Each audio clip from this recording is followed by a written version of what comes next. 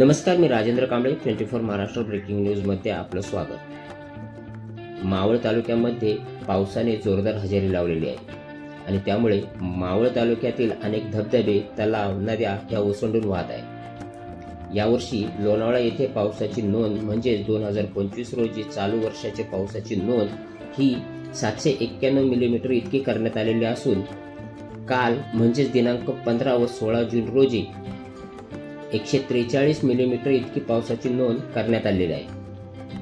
त्यामुळे मावळ तालुक्यातील अनेक धबधबे आणि मुख्य म्हणजे पर्यटकांचे आवडते भुशी डॅम आता ओव्हरफुल झालेला आहे.